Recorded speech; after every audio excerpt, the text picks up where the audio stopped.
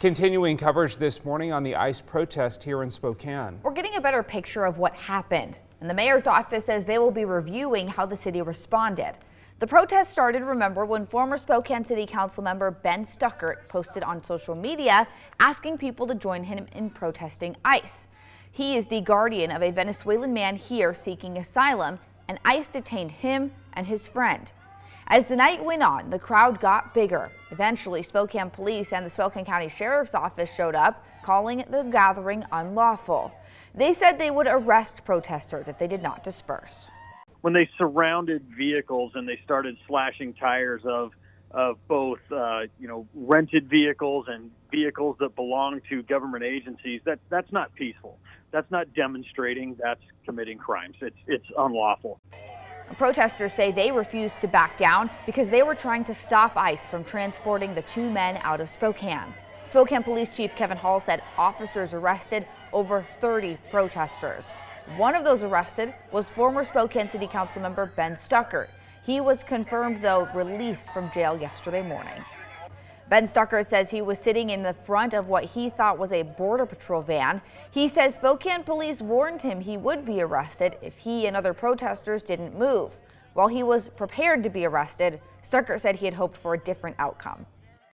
I was expecting him to release the young gentleman. I know a week ago, a gentleman got detained at that ICE center, and a few people stayed behind and monitored the situation, asked ICE to release him, and they did. So I was hoping that same situation would happen, and within a couple hours, maybe a dozen people would show up and help me, and ICE would say, you're right, they have a future court hearing, they're doing everything right, there's no reason to send them off for a deportment hearing in Tacoma. He acknowledges the demonstration did escalate a few times. Stuckert described it as disciplined and nonviolent rather than strictly peaceful. Washington state and local representatives are speaking out about the chaotic events. Senator Patty Murray released a statement in response to the immigration protest in downtown Spokane. The Washington senator criticized how immigration officials are handling appointments and immigrant arrests. She wrote in part, quote, "It's totally wrong to abruptly detain legal asylum seekers at their check-in appointment without any justification. We're talking about people who are following the legal process, contributing to their communities, and pose no threat to public safety."